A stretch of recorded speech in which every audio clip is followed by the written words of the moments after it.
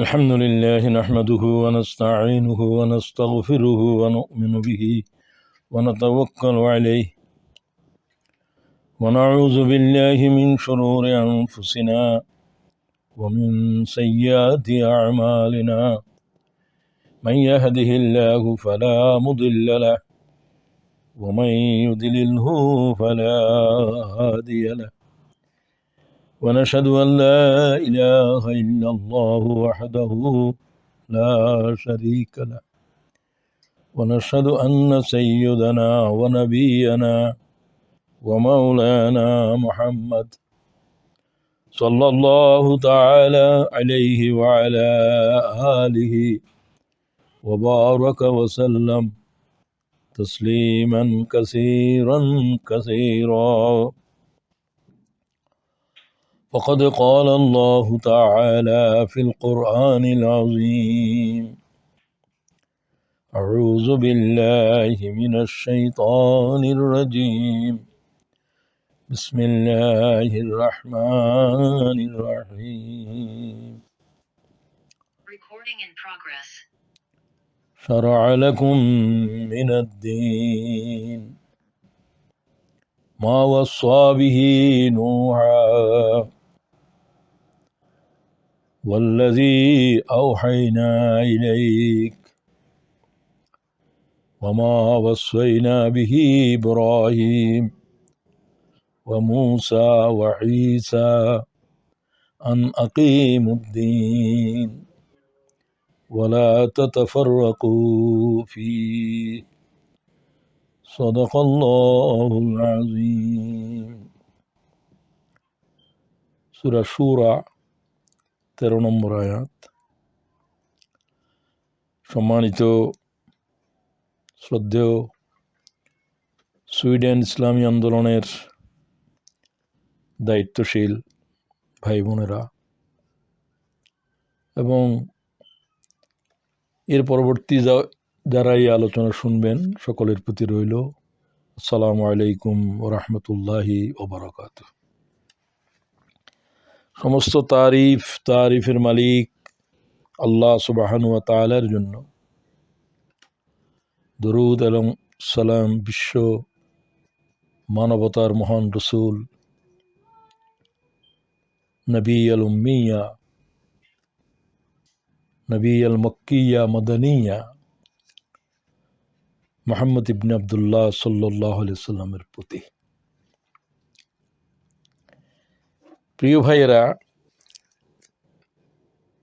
আজকের ঠিক দার্সে কোরআন নয়, একটি আলোচনাকে সামনে নিয়েই কিছু আলোচনা পেশ করা। আলোচনাটাই মুখ্য, সেটা হচ্ছে একামতে দ্বীন ইমানের অপরিহার্য দাবি। তো এই বিষয়টাকে, এই মওজুটাকে সামনে নিয়েই আজকের আলোচনা। এটা ঠিক দার্সে কোরআনের পদ্ধতিতে বলার আমার উদ্দেশ্য নেই। আয়াতের তরজমা এবং তার ব্যাখ্যা এবং একামতে দ্বীন সম্পর্কে আয়াতের যা আবেদন, সেটাকে আমি আমার জন্য, আমাদের ভাইদের জন্য, উম্মতে মুসলিমার জন্য পেশ করতে চাই, আল্লাহর জাতের উপরে একান্তভাবে ভরসা এবং তার তৌফিক কামনা করে। ওমা তৌফিক ইল্লা বিল্লাহ আলাইহি তাওয়াক্কালতু ওয়া ইলাইহি উনীব। আমি আশা করি আপনারা আলোচনা শুনতেছেন। ইউসুফ ভাই, কোনো অসুবিধা হচ্ছে? শোনা যাচ্ছে কিনা? কোনো অসুবিধা হলে আমাকে সিগন্যাল দিবেন, বলবেন। শারা'a লাকুম মিনাদ দ্বীন, তোমাদের জন্য আল্লাহর দ্বীনের বিধিবিধান নির্দিষ্ট, সুস্পষ্ট করা হয়েছে।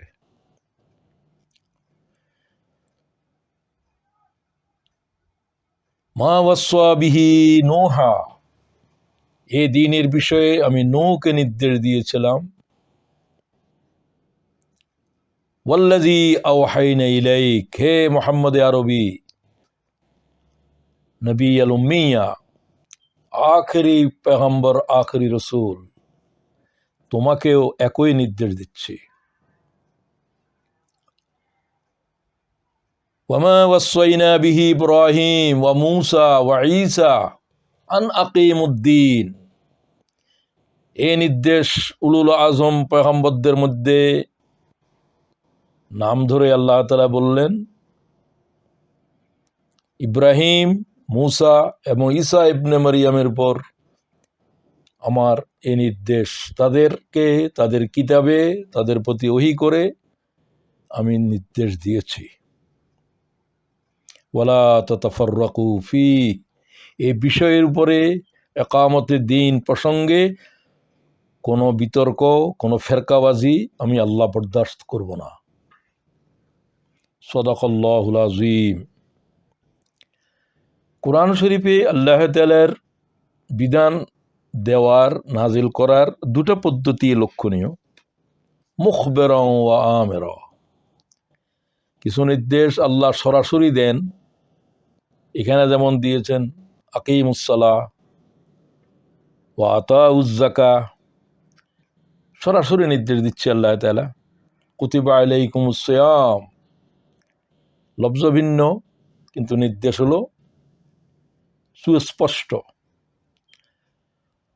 কিছু জিনিস আল্লাহ তাআলা অস্পষ্টভাবে ইশারা করেন, ওয়ারকাউ মা'আর রাকিঈন, মাথা নতকারীদের সাথেই মাথা নত করো।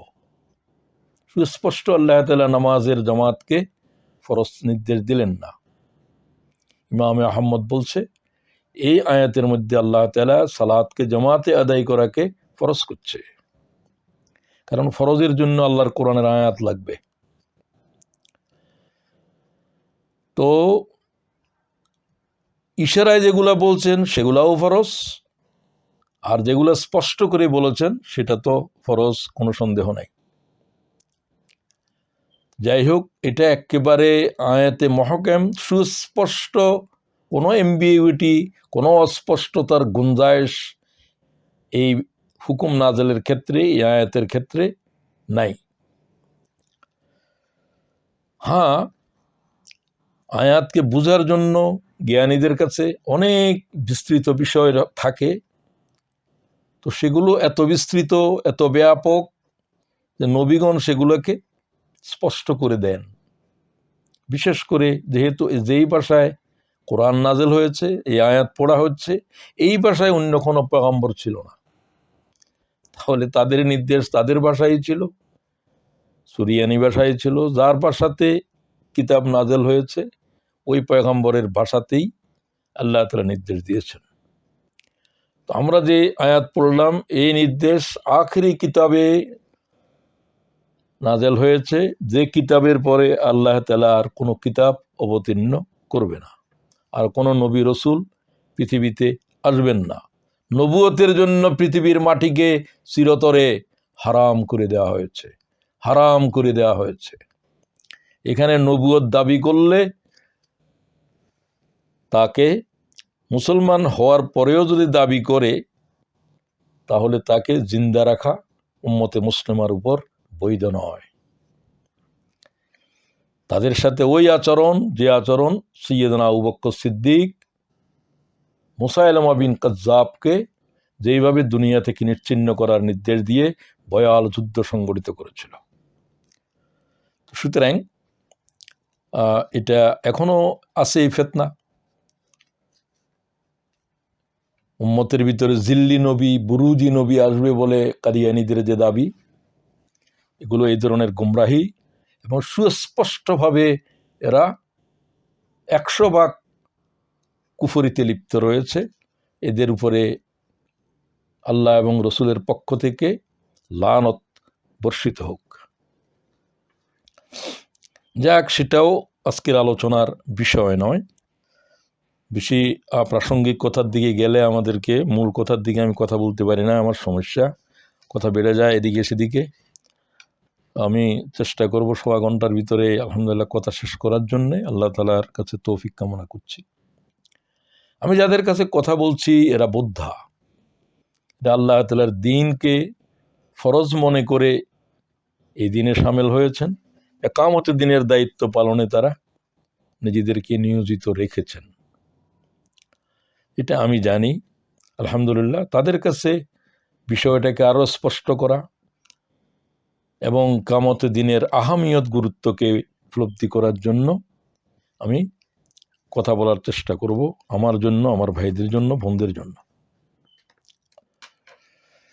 কোরআন শরীফের যত আয়াত আমার দেখার সুযোগ হয়েছে আল্লাহর অন্যান্য নির্দেশের বিষয়ে, বিশেষ করে সালাতের উপরে, যাকাতের উপরে বেশি হুকুম এসেছে। এদের সংখ্যা ঠিক স্পষ্ট আমি বলতে পারছি না, মুখবেরা ও আহামেরা প্রায় 80 কম বেশ এরকমই হবে, কিন্তু ইকামতি দ্বীনের উপরে এত আয়াত নাই। অনেক কম আয়াত আছে, কয়েকটা আয়াতই আছে বলা যায়। তো আমাকে এক ভাই এক সময় প্রশ্ন করেছিলেন, রাজশাহী ইউনিভার্সিটির, মনে হয় ফজল তারিক ওনার নাম, সম্ভবত নাম আমার এখন খেয়ালও নেই। তিনি আমাকে অনলাইনে প্রশ্ন করলেন, তার সাথে আমার পরিচয় নেই। মফিজ ভাই, আপনি প্রায় ইকামতি দ্বীনের উপরে কথা বলেন, আল্লাহ তাআলা ইকামতি সালাতের উপরে এতবার কথা বলল, সেটার গুরুত্বের চাইতে যেন ইকামতি দ্বীনের বিষয়ে আপনি অথবা আপনারা, মানে আমার জামাত, এই বিষয়ে বাড়াবাড়ি করতেছি কিনা, সরাসরি বলেন নাই, মানে এরকমই ওনার টোন ছিল। উনি খুব বুদ্ধা অনুভূতি সম্পন্ন মানুষ, বিশ্ববিদ্যালয়ের প্রফেসর, রাজশাহী বিশ্ববিদ্যালয়ের। তার সাথে এখনো পর্যন্ত আমার কোনো আলোচনাও হয় নাই। আমি দুই একবার এই প্রশ্নের জবাব এই আলোচনায় বা অন্য আলোচনায় তাকে দিয়েছি। এই কথা বলে যে সালাতের উপরে আল্লাহ তাআলা যত হুকুম নাযিল করেছে কোরআনে পাকের সমস্ত আয়াতকে যদি আপনি এক পাল্লার উপরে রাখেন, 80টা, 70, 75, 50 যা আছে, এবং ইকামতি দ্বীনের উপরে আল্লাহর এই বিধান, এই হুকুমটাকে যদি এক পাল্লার উপরে রাখেন, তো আমি স্পষ্ট ভাষায় বলবো যে সমস্ত আয়াত যেগুলো সালাতের উপরে নাযিল করেছেন, তার চাইতে এই আয়াতের ওজন অনেক অনেক অনেক বেশি। এই জন্য আমি এটাকে ইকামতি দ্বীনের এই দায়িত্বকে ইমানের দাবি বলে নাই, অপরিহার্য দাবি, এই শিরোনামে কথা বলার জন্য আমি বলেছিলাম আপনাদের ইউসুফ ভাইকে, আপনাদের সেক্রেটারিকে, যে আমি এই বিষয়ে কথা বলবো। তো তখনও কিন্তু দার্স দেওয়ার কোনো কথা ছিল না, কারণ আমি দার্স দেওয়ার বিশেষ পদ্ধতি আমাদের যেটা আছে সেই অনুসরণ এখানে করব না, আগে জানাই দিয়েছি। বিষয়ভিত্তিক আমি এই কথা বলবো, আল্লাহর কিতাব মুহাম্মদ রাসূলুল্লাহ সাল্লাল্লাহু আলাইহি ওয়াসাল্লামের হাদিস থেকে। বিস্তৃতভাবে বলার সময় নাই, কিছুটা সংক্ষিপ্ত করে, যেহেতু আমি আগেই বলেছি আমার শ্রোতারা বোদ্ধা, অনেক কিছু তারা জানেন এবং তারাও বলেন।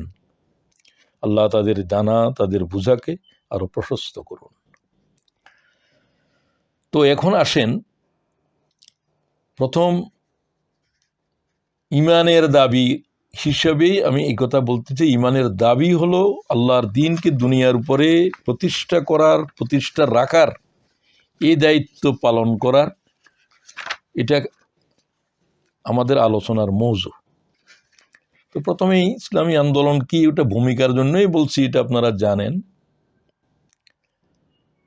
ইসলামী আন্দোলন আর কিছু নয়, মানে সংক্ষিপ্ত ইসলাম সম্পর্কে আমরা জানি, ইসলাম হচ্ছে সৃষ্টির জন্য দেয়া স্রষ্টার বিধিবিধান,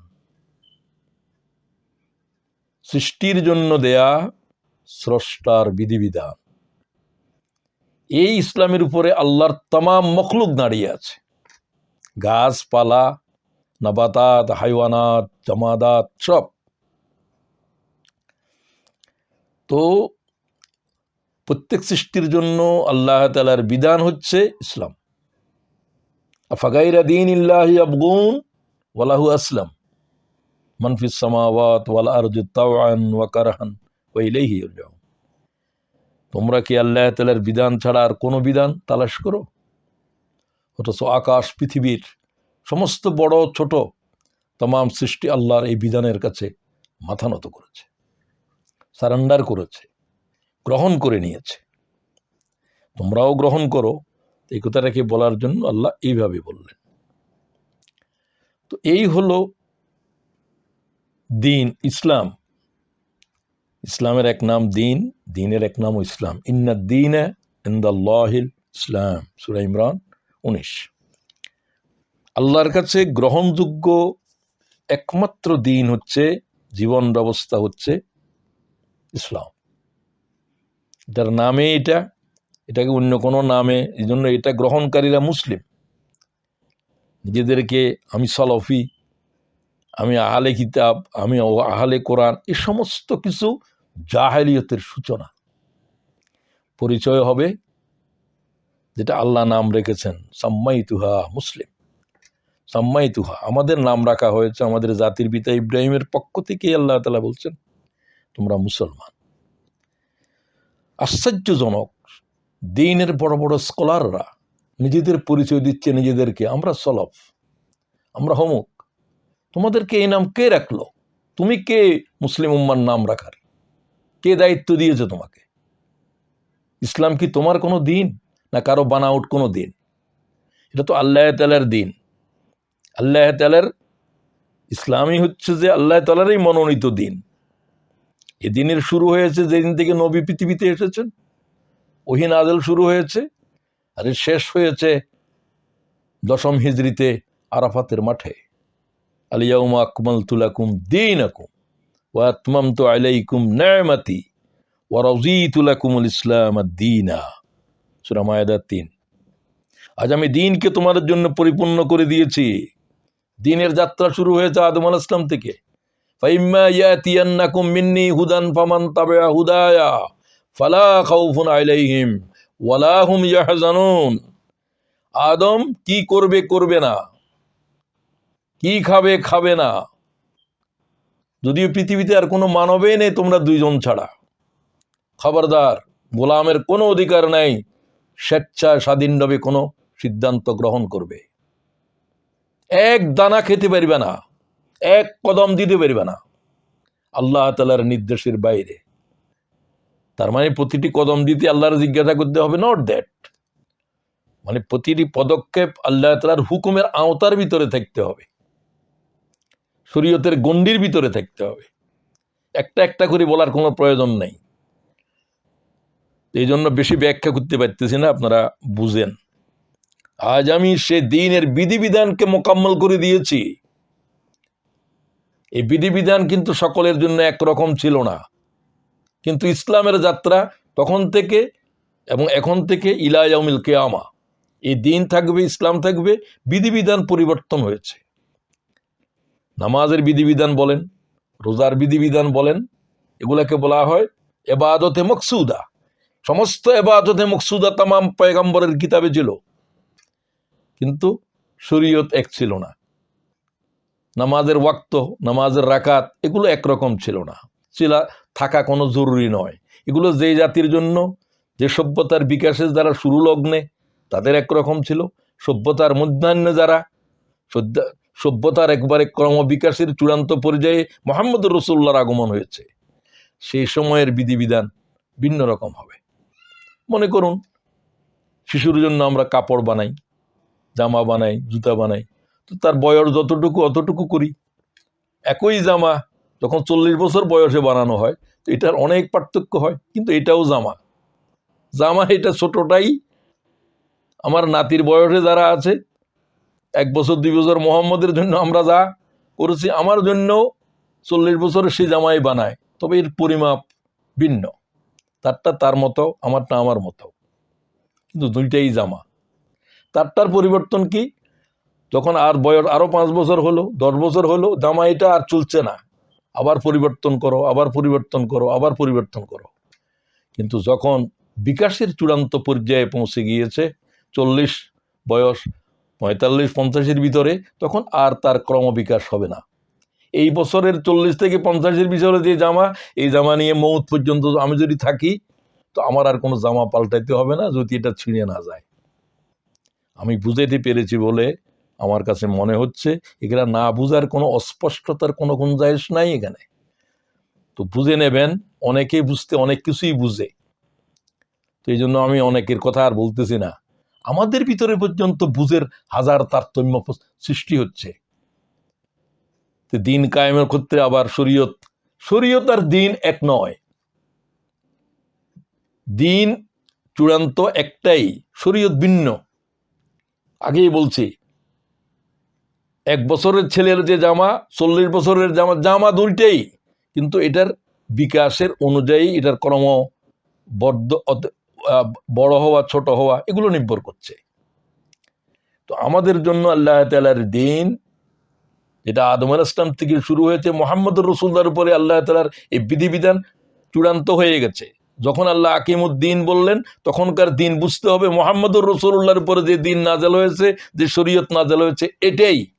এখানে মুসা আলাইহিস সালামের বিধানের প্রশ্ন আসবে না, কারণ তাদের যুগ, ওই পয়গম্বরের জমানা খতম হয়ে গিয়েছে। শুধু খতম হয় নাই, আল্লাহ তাআলা বললেন এরপরে আর কোনো বিধিবিধান আসবে না, এটা চূড়ান্ত, আগেরগুলা রহিত। সেখান থেকে যতটুকু দরকার অতটুকু রাখা হয়েছে, যতটুকু সেটা সব আল্লাহই করেছেন। এগুলো নিয়ে বাড়াবাড়ির কোনো সুযোগ নাই।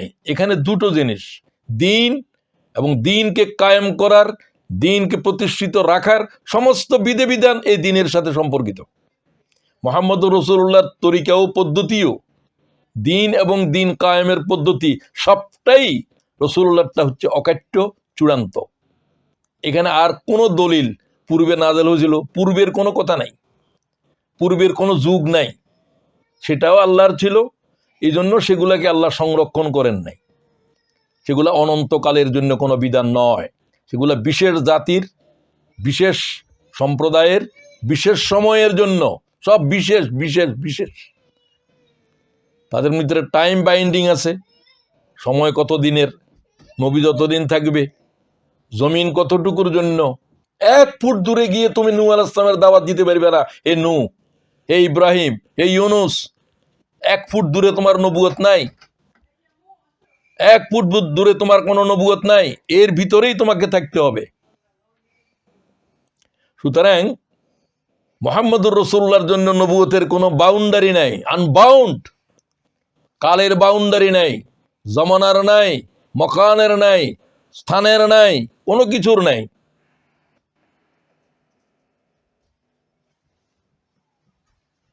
সুতরাং আমি ভাই বোনদেরকে বলতে চাই, কোনো কিছুর উপরে অস্পষ্টতা রেখে আল্লাহর দিনের উপরে চলা যাবে না। দিন এত স্পষ্ট, আল্লাহর বিধান এত অকাট্য, এখানে কোনো প্রকার গুঞ্জাইশ নাই বিতর্ক সৃষ্টি করার। বিতর্ক সৃষ্টিকারীরাই হচ্ছে ইবলিস। বিতর্ক কেন করেন? আল্লাহ তাআলার কিতাব খোলেন, যদি তোমাদের ভিতরে কোনো জিনিসের বিতর্ক হয়, তোমরা আল্লাহ এবং রাসূলের কাছে ফিরে যাও। এটা কোরআনের আয়াত, ফারুদ্দুহু ইলাল্লাহি ওয়ার রাসূল, আল্লাহ এবং রাসূলের কাছে ফিরে যা। তোর পীর বুজুর্গরা কোনো সমাধান দিতে পারবে না, সেটা দিন নয়। দিন হচ্ছে আল্লাহ যা হুকুম করেছে, মুহাম্মদুর রাসূলুল্লাহ হুকুম পালনের যেই নিদর্শন, যে আদর্শ স্থাপন করেছেন, এর বাইরে এক চুলের নাম দিন নয়। সেটা হলো বদ্দিন, সেটা হলো ইসলাম বহির্ভূত। সেটা অল্প হোক বেশি হোক, বেশি প্রয়োজন হয় না, অল্পই যথেষ্ট। দিনকে ধ্বংস করার জন্য দিনের ভিতরে নতুন কিছু, এটা হলে তো ভালো হয়। ভালো হয় তুমি কে? এটা না হলেও চলে, না হলেও চলে বলার অধিকার কি আল্লাহ কোনো গোলামকে দিয়েছে? আল্লাহ ফরজ করলেন, গুরুত্ব দিলেন একটাকে, তুমি গুরুত্ব দাও আরেকটাকে। তুমি কে? তুমি কি আল্লাহর বান্দাদের উপরে খুদগিরি করতে চাও, খোদাই চালাতে চাও? না, এরকম যারা করে তারা তাগুত। তাগুত, তাগুতের বিরুদ্ধে বিদ্রোহ করো। ইসলামকে নিয়ে খেলা চলতেছে আজ, যার যা ইচ্ছা ব্যাখ্যা করে, যার যা ইচ্ছা ফতোয়া দে। একজনে বলে ঘাড় মুছো করো নাই, নামাজ হয় নাই, রোজা হয় নাই, কিচ্ছু হয় নাই, বেদাতি অজু। এর গালের উপরে চর কষে দেওয়া উচিত। আচ্ছা, ঘাড় মুছো করার মর্যাদা এটা কোনো সুন্নতে মুআক্কাদা পর্যায়েও নাই, দলিল আছে, তারপরেও দুর্বল বলছে, ঠিকই আছে।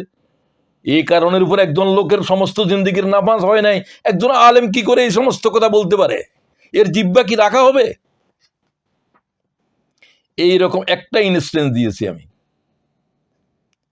একটা ইনস্ট্যান্স দিয়েছি কি ধরনের বাড়াবাড়ি উম্মতের উপরে চলছে দিন নিয়ে। আমি ভাইদেরকে বলছি, বোনদেরকে বলছি, আল্লাহ যেটাকে গুরুত্ব দিলেন সেটার উপর আমি কথা বলবো, অকাইমুদ্দিনের উপরে। সেটা কোনো গুরুত্বই আপনার কাছে নাই।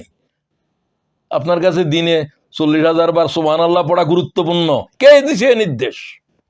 কোন মুহাম্মদুর রাসূলুল্লাহর তরিকা এটা আছে পদ্ধতিতে? এখন নতুন নতুন পদ্ধতি, আমাদের চিশতিয়া তরিকা, আমাদের নেকশবন্দির তরিকা, আমাদের মুসাবিয়াত তরিকা, আমাদের মাঝবান্ডারির তরিকা। তোদের উপরে আল্লাহর লানত। মুহাম্মদুর রাসূলুল্লাহর তরিকার পরে আর কে তরিকার জন্ম দেবে? মুসা আলাইহিস সালামের তরিকা চলবে? কি মুসাবিয়ার, কি গাউসিয়া, কি কাদেরিয়া? অথচ আলেমেরা এর সাথে জড়িত বড় বড়। আমি এদেরকে বড় ছোট কিছু বলার আমার দরকার নাই। তোমার বড় আর তোমার ছোট কে আমাদের মাঠে ফয়সালা হবে। এখনো কোনো রেজাল্ট হয় নাই যে তুমি বড়, তুমি পাস, এই ফেল। কিয়ামত পর্যন্ত অপেক্ষা করো, তারপরে কার কি হয়েছে আল্লাহর সামনে ফয়সালা হবে। আল্লাহ তাআলা আমাদেরকে মাফ করে দিন। তো এই দিনকে কায়েম করার যত প্রচেষ্টা, প্রথম প্রচেষ্টা তো কথা বলা, দাওয়াত দেয়া থেকে তরবারি চালানো, গুলি চালানো, সবটাই দিনের ভিতর। তো শুরু হবে এটা দিয়ে, দাওয়াত দিয়ে। এরপরে এর জন্য যারা যারা দাওয়াত কবুল করবে তাদেরকে সংগঠন করলেন। এগুলো একামতের দিনের এক একটা অংশ। রাসূলুল্লাহ সাল্লাল্লাহু আলাইহি ওয়াসাল্লাম এগুলো দেখাইছেন, উম্মারে জমা করেছেন। ওয়াতাসামু বিহাবলিল্লাহি জামিয়া, আল্লাহর কোরআনকে, দিনকে একতাবদ্ধভাবে ধারণ করো। আপনি ব্যক্তিগতভাবে বুজুর্গ হইতে পারবেন না। আলা কুল্লুকুম রাইন ওয়া কুল্লুকুম মাসউলুন আন রাইয়াতিহি। খবরদার, একের উপরে তোমাদের অন্যের দায়িত্ব আছে, পরিবারের উপরে তোমার দায়িত্ব আছে, সমাজের উপরে সমাজের অধিপতির দায়িত্ব আছে, রাষ্ট্রের দায়িত্বশীলের গোটা জনপদের দায়িত্ব আছে, জাতিসংঘের সমগ্র পৃথিবীর উপরে তার দায়িত্ব আছে, তার কথা বলার। তার যদি মুসলমানেরা ক্ষমতায় থাকে, যদি কোনো এক সময় যা ঈসা আলাইহিস সালামের সময় আসবে, বিশ্ব নিয়ন্ত্রণ মুসলমানদের হাতে থাকবে, সেই দিনও ওখান থেকেও একই কথা। ইসলামের জন্য যে বিধান, সেটা আল্লাহ তাআলার দায়িত্ব তখন সমগ্র উম্মার, পৃথিবীর তামাম মানব জাতির দায়িত্ব ঈসা আলাইহিস সালাম গ্রহণ করবে রাসূলুল্লাহ সাল্লাল্লাহু আলাইহি ওয়াসাল্লামের পক্ষ থেকে। সুতরাং আমি ভাইদেরকে বলতে চাই, বোনদেরকে বলতে চাই, একামতের দিনে এটা বিস্তৃত ব্যাপক একটি বিষয়। তো এই দিনই আন্দোলন হচ্ছে যে, আন্দোলন মানে হচ্ছে কোনোদিন স্থির না থাকা। আন্দোলন মানে তাহারিক, কম্পন, অস্থিরতা, নড়াচড়া, পরিবর্তন কিছু করার জন্য চেষ্টা করা। ওই যে মল্লিক ভাই বলেন, ইমানের দাবি সে তো বসে থাকা নয়, ইমানের দাবি হলো কিছু বিনিময়। তো কথাটাকে আপনি একেবারে শরীয়তের দৃষ্টিতেও গ্রহণ করতে পারেন।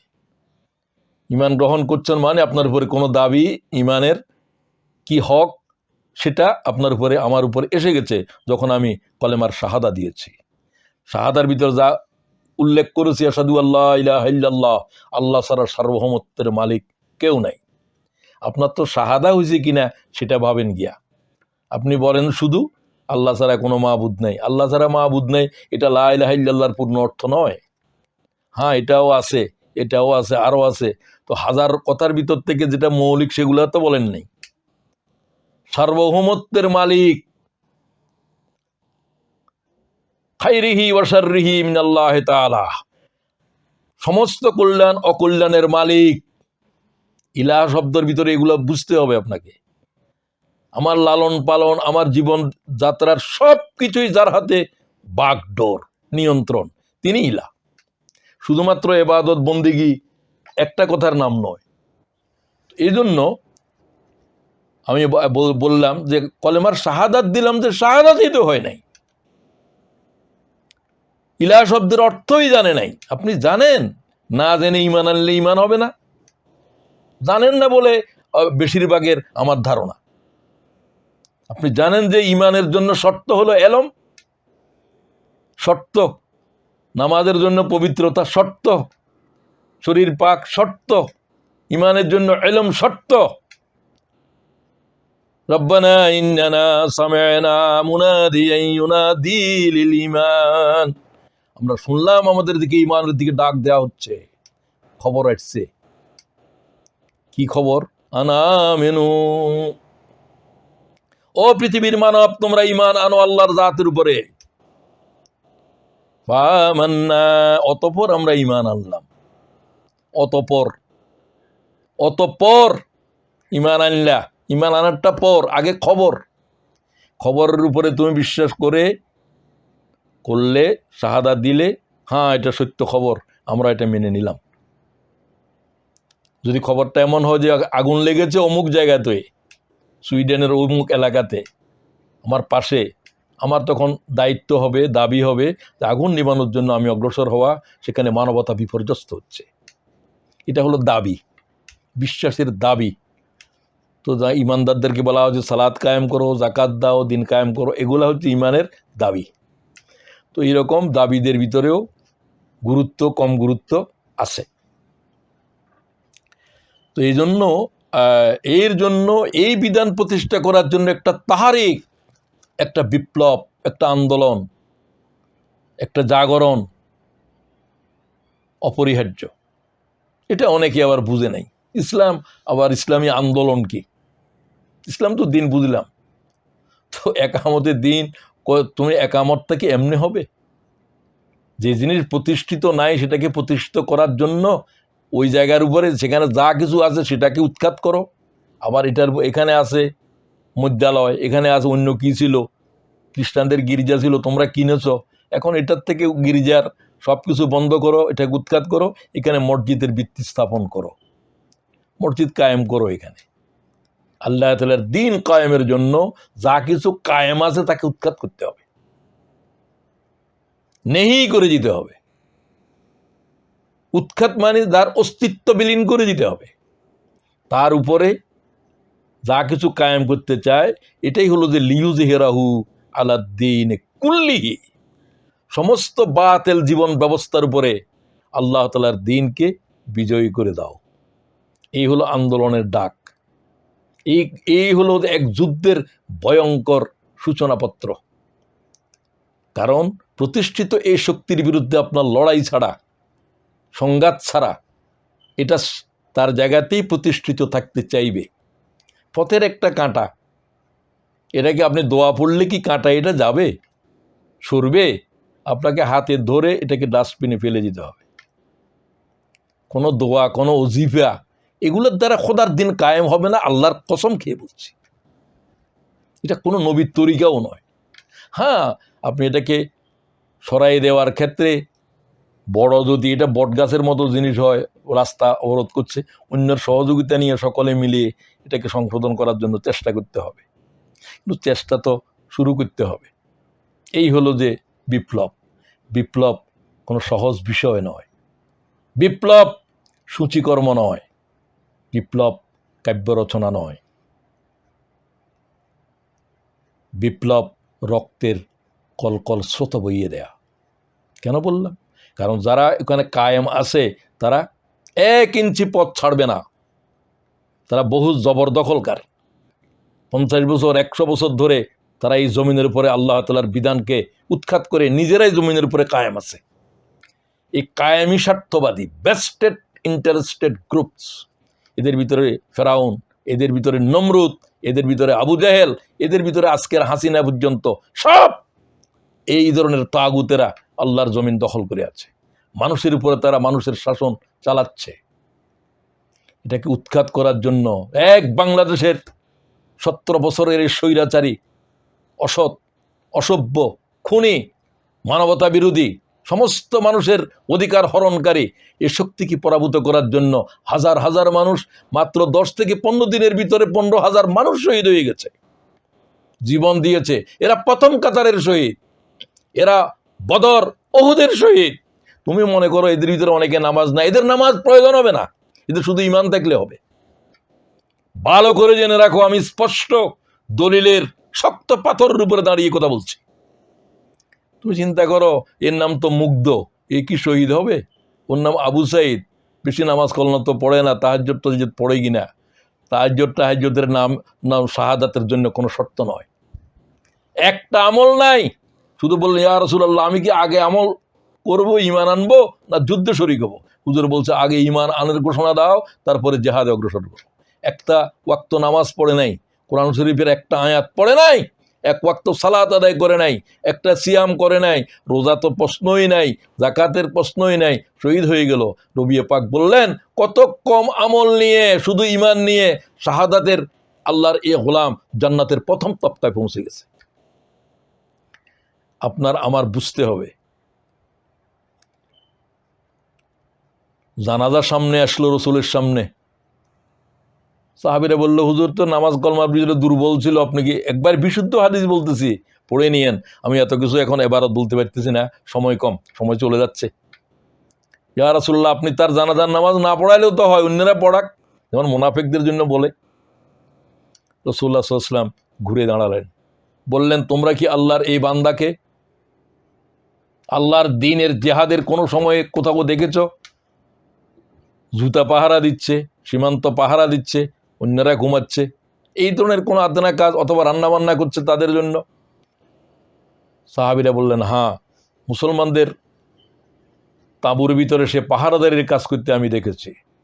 রাসূলুল্লাহ লাশকে লক্ষ্য করে বলল, তোমার ভাইরা মনে করছে তুমি জান্নাতে যাবে কিনা, তোমার জানাজা পড়াবে কিনা, খোদার কসম বলছি তুমি জান্নাতীদের একজন। রাসূলুল্লাহ তার জানাজা পড়ালেন। আপনি বুঝলেন আল্লাহর কাছে কোনটার গুরুত্ব বেশি? তাহাজ্জুদের নামাজ পড়ছে কিনা এগুলা হুজুর বললেন যে আল্লাহর দ্বীনের জিহাদে আল্লাহর এই গোলামকে দেখছো কিনা, কেউ সাক্ষ্য দাও। সাক্ষ্য পাওয়া গেল। হুজুর তাকে বললেন যে তোমার ভাইয়েরা মনে করছে তুমি জাহান্নামীদের একজন, আমি আল্লাহর রসুল ঘোষণা দিচ্ছি তুমি জান্নাতীদের প্রথম কাতারের একজন, যে আল্লাহ তাআলার দ্বীনের প্রতিষ্ঠার সংগ্রামের অংশ নিয়েছিল। আম হাসিবতুম আন তাদখুলুল জান্নাহ ওয়ালাম্মা ইয়ালামিল্লাহুল্লাযীনা জাহাদু মিনকুম ওয়া ইয়ালামাস সাবিরিন। এই আয়াত যদি জানা না থাকে আবার জানো, আমি আবার পড়ছি। আম হাসিবতুম আন তাদখুলুল জান্নাহ, তোমরা কি মনে করো তোমরা জান্নাতে যাবে? আলিফ দিয়ে প্রশ্ন করা হলে এনকারা, নেগেটিভ একটা প্রশ্নবোধক জিনিস আছে। তোমরা কি মনে করো? এই মনে করা ঠিক হয় নাই। আনতাদখুলুল জান্নাহ, তোমরা জান্নাতে যাবে। ওয়ালাম্মা ইয়াদখুলিল, আল্লাহ কি দেখে নেবেন না?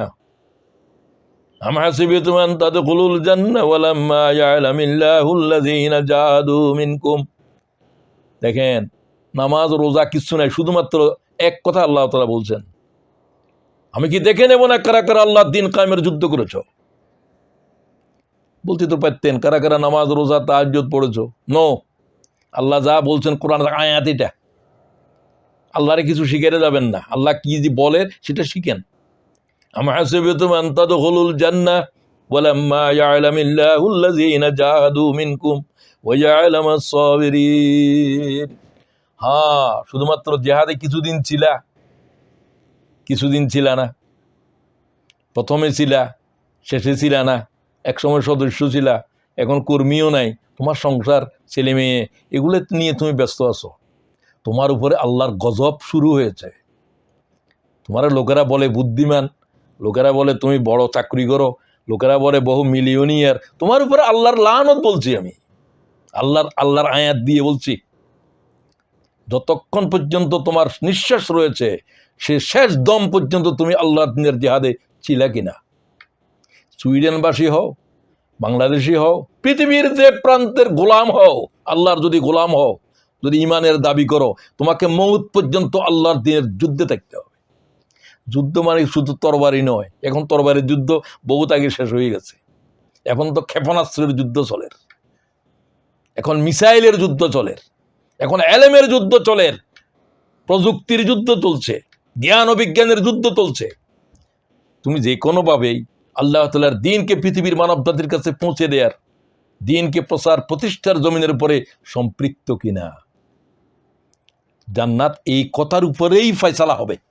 আল্লাহর কসম, আল্লাহর কসম, আল্লাহর কসম, কোরআন শরীফের উপরেই কসম করছি আমি, আল্লাহর কথার উপরে কসম করছি, কোনো সন্দেহের গুঞ্জাইশ নেই। এবং আল্লাহ তাআলার কোরআন শরীফ যে এত স্পষ্টভাবে বললেন একটা আয়াতের ভিতর, এর ব্যাখ্যা করার জন্য বহুত কিছু দরকার, ব্যাখ্যার এখানে কোনো প্রয়োজন নাই। তাহলে আসেন আল্লাহর এই প্রদত্ত আইন আখরি রসুলের প্রদর্শিত পন্থায় মানবতার কল্যাণে জীবনের প্রতিটি ক্ষেত্রে প্রতিষ্ঠার সংগ্রামের নাম ইসলামী আন্দোলন। আই রিপিট অ্যাগেইন, আল্লাহ প্রদত্ত আইন আখরি রসুল প্রদর্শিত পন্থা, তরিকা, সুন্নাহ মোতাবেক মানবতার কল্যাণে জীবনের প্রতিটি ক্ষেত্রে প্রতিষ্ঠার প্রচেষ্টার নাম ইসলামী আন্দোলন।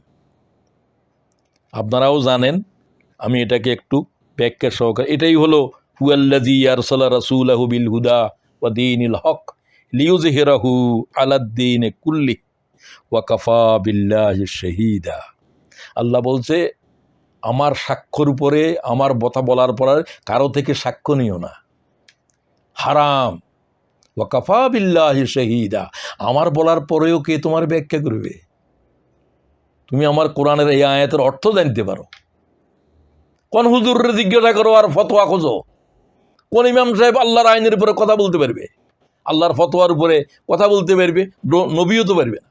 নবী শুধু জানাই দিচ্ছেন, আল্লাহর আয়াতকে জিন্দিগির উপরে আমল করে দেখিয়েছেন।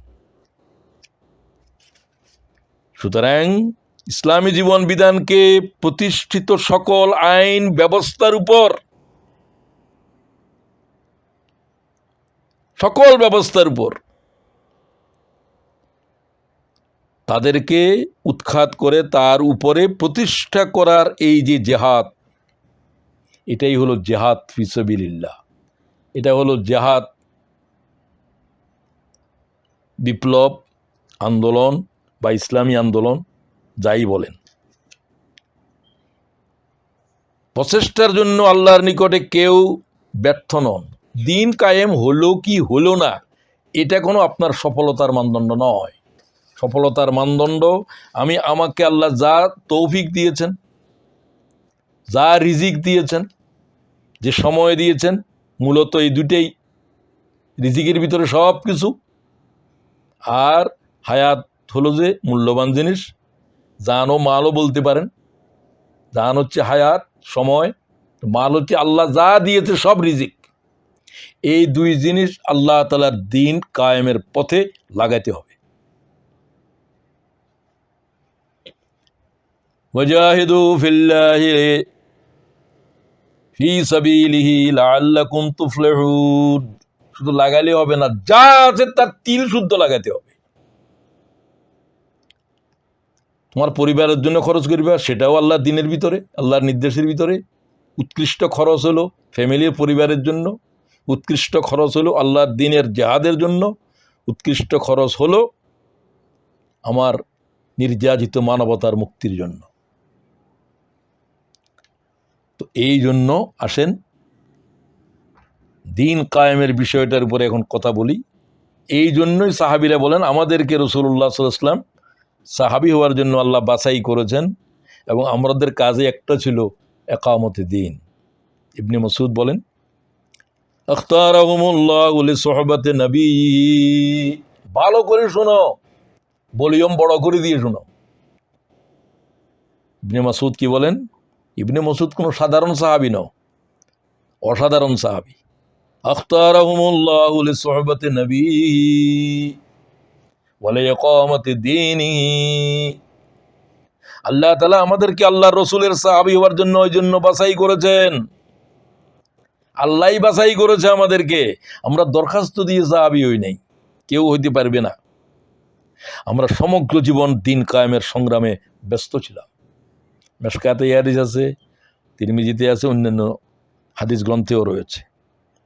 তো আমাদেরকে বাছাই করা হয়েছে নবুয়তের নবীর সাথে সঙ্গ দেওয়ার জন্য। আর আমরা সমগ্র জীবন আল্লাহর দিন কায়েমের যুদ্ধ করেছি, সমগ্র জীবন।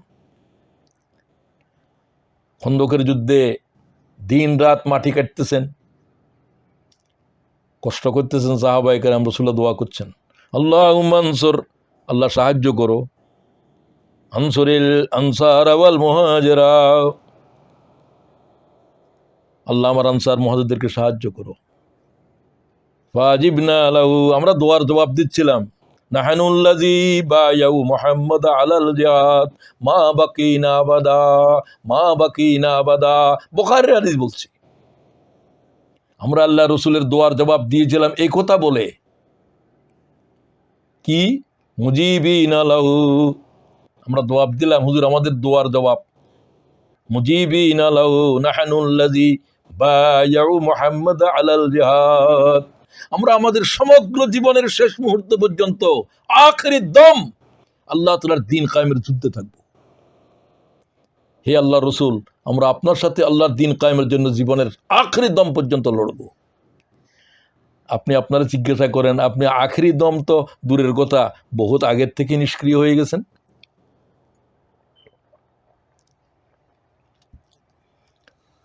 আমি জিজ্ঞাসা করলাম, ইউসুফ মিয়ারে তোমাদের কি আলোচনা, কি দরকার, তোমাদের কি কি সমস্যা?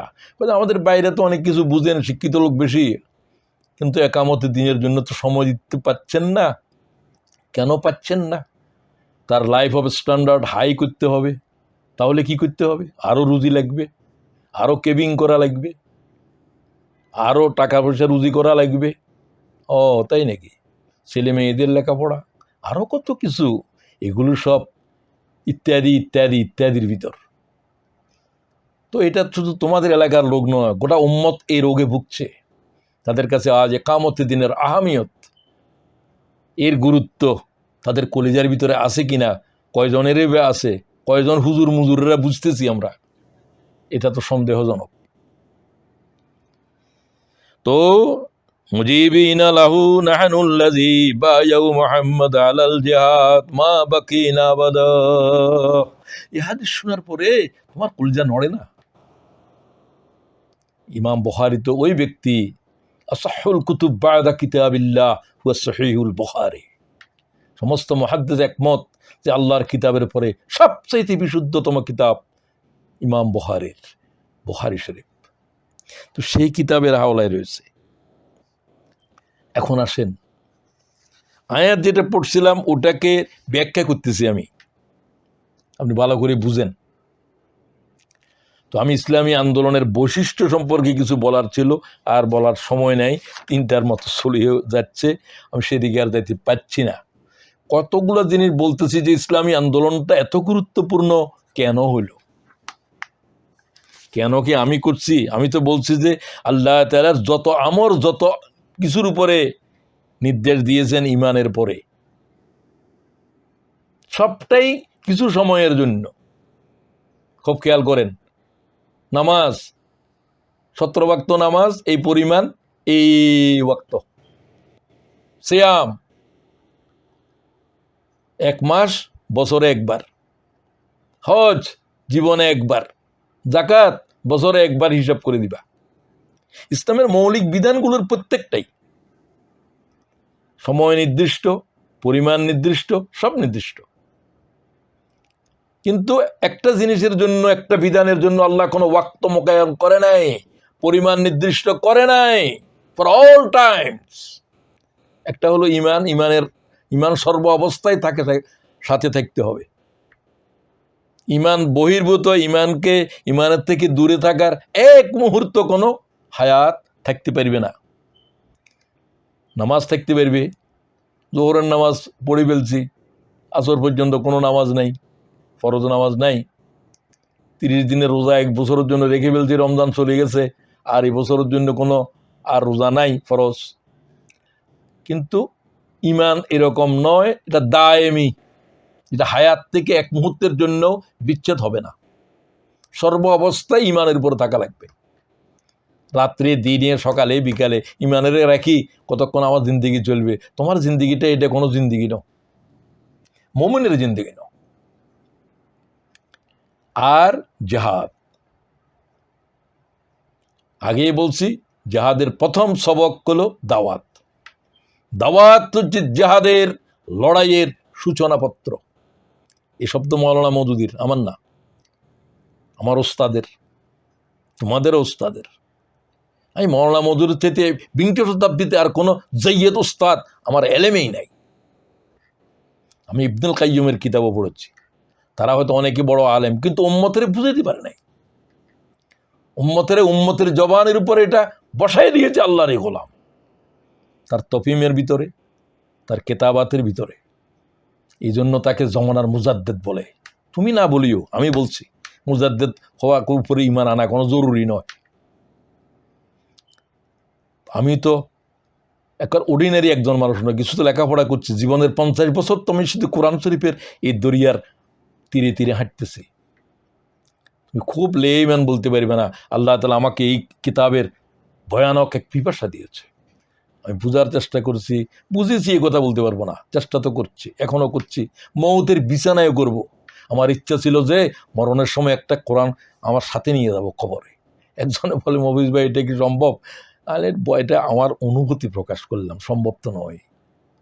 যাই হোক, সুতরাং আমি আল্লাহ তাআলার দ্বীনকে যতটুকু বুঝেছি সেই হিসাবে আমি কথা বলছি। আরও ভালো কথা থাকতে পারে, সেটা আপনারা শুনবেন, গ্রহণ করবেন। আর আমার ভিতরে যেটা অস্পষ্টতা আছে, আপনার পছন্দ নয়, সেটা আপনি ত্যাগ করবেন। এটার উপরে কোনো আমার দাবিও নাই, আমার কোনো প্রয়োজনও নাই। এই বিষয়ের উপরে আমার আল্লাহ জিজ্ঞাসাও করবে না, আপনারাও করবে না। করবে কোরআনের উপরে, মুহাম্মদ রাসূলুল্লাহর সুন্নাহ অনুসরণের ক্ষেত্রে আমরা কোনো ত্রুটি করেছি কিনা সেটা। তো এই কাজটা উম্মতে মুহাম্মদের উপরে আমি বলছি, আমাদের উপরে দায়েমি ফরজ। অন্য উম্মতের প্রশ্ন এখন আনতেছি না, দরকার নেই। রাসূলুল্লাহ আসার পরে আর মুসা আলাইহিস সালামের কাহিনী বলার দরকার নেই আমার। সেটাকে বলার দরকার যেখানে সেখানে বলা হবে। সেটা হলো কোনো একটা ইনস্ট্যান্স, লড়াইয়ের জমিনের উপরে ফেরাউনের মতো শক্তির সাথে কীভাবে মোকাবেলা করলেন, আল্লাহর তাইদ কীভাবে এলো, সেগুলো। কিন্তু দ্বীনের বিষয়ের উপরে সুস্পষ্ট আল্লাহ তাআলা মুহাম্মদ রাসূলের উপরে যে দ্বীন দিয়েছে, এই দ্বীন মুসা আলাইহিস সালামের দ্বীন একই হলেও শরীয়তের আখেরি দিন হলো রাসূল সাল্লাল্লাহু আলাইহি ওয়াসাল্লামের উপরে দিন খতম হয়েছে, এবং তিনি যা বলেছেন, যেভাবে বলেছেন, এটা ফাইনাল। এটা এই জন্য এই যুগে যদি কোনো নবী আসে, তাকেও তার তরিকা সব বস্তাবন্দি করে মুহাম্মদুর রাসূলুল্লাহর পথেও তার কিতাব গ্রহণ করতে হবে, তার উপরে ঈমান আনতে হবে। এটা আল্লাহ তাআলা নবীদেরকে মিরাসের মিসাকের আয়াতের ভিতরে সূরা ইমরানের 81 নম্বর আয়াতে তামাম পয়গম্বরকে আল্লাহ তাআলা মিসাক নিয়েছে, শপথ নিয়েছে।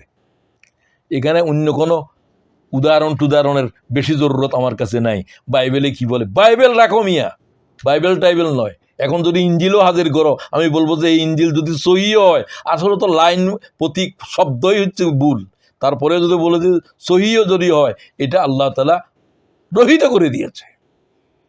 কোরআন শরীফ ওই কিতাব, না শেখে ইনজিল ও তৌরাত ওয়া জবুর, না শেখে ইনজিল ও তৌরাত ওয়া জবুর। এটা তামাম কিতাবের পর কিতাবকে, আল্লাহ নাযিলকৃত কিতাবকে কোরআন শরীফ নাযিল হওয়ার সাথে সব মনসুখ হয়ে গেছে। সেখানে যা দরকার সেটা এই কিতাবে আল্লাহ তাআলা রাখছেন। কতটুকু রাখতে হবে না আল্লাহরে বুঝাবে না। আল্লাহ যা বলছে সেটা কি শুনবে? এখানে কোনো পরামর্শ, আল্লাহ কি পরামর্শ চায় নাকি আমাদের কাছে? কতটুকু রাখতে হবে, কতটুকু রাখতে ঠিক ছিল না, নো। তো জিহাদ হচ্ছে দায়েমি ফরজ, রাতে ফরজ, দিনে ফরজ, সকালে ফরজ। গাচ্ছতে এই চিন্তা করতে করতে ঘুমাবে আল্লাহর দিনের দাওয়াত আগামীকাল কোথায় দিবে, কিভাবে দিবে। ঘুমের থেকে উঠে আবার, যেমন মুসা আলাইহিস সালাম বলছেন, দাওয়াত এটাও দিনের প্রথম কাজ। তোমরা আজকে সুইডেনে, আমরা ব্রিটেনে, এই জমিনের উপরে দাওয়াতি কাজের জিহাদ হলো যে দাওয়াতের যুদ্ধ করো, দাওয়াতকে পৌঁছে দাও পৃথিবীর প্রতিটি প্রান্তরে, প্রতিটি জনপদে, প্রতিটি গৃহে আঘাত করো। আল্লাহর দ্বীনের খবর নিয়ে এসেছি। তোমার আমার জনপদে শতকরা, আমার ব্রিটেনের ভিতরে শতকরা 85 জন নয়, 95 জন মানুষ আল্লাহ তাআলার দ্বীনের সাথে নাই, ঈমান আনে নাই। মুসলমান আছে, তারাও অনেকে নাই। তাদেরকে যদি আমাদের সাথেও ধরি, তারপরে তো 96-95 মানুষের কাছে আল্লাহ তোর দ্বীনের খবর পৌঁছে নেই। এদের কাছে খবর পৌঁছে দেয়া মুহাম্মদ রাসূলুল্লাহকে দায়িত্ব দেওয়া হয়েছে, তার উম্মতের উপরে এই দায়িত্ব। হুজুর বলছে, আমার এই দায়িত্ব আর উম্মতের আলেমেরা, উম্মতের জ্ঞানীদের উপরে রইল। ফালিয়ুবাল্লিগি শাহিদুল গায়বা, হুজ্জাতুল বাদায় বলেন, হে উম্মতেরা, আমি তোমাদের কাছে আল্লাহর কিতাব আমার জিন্দেগি রেখে যাচ্ছি। আমার আজকের এই আলোচনা, এই সব কিছুকে তোমরা আমার পরবর্তী উম্মতের কাছে পৌঁছে দাও। পৌঁছে দিবে কিনা? ক্বালু বালা, হ্যাঁ, ইন্নাকা কাদ বাল্লাগতার রিসালাহ ওয়া নাসাহাতাল উম্মাহ ওয়া কাশাফতাল গুম্মাহ ওয়া আদ্দাইতাল আমানাতা হাক্কাল আমানাতা ইয়া রাসূলুল্লাহ।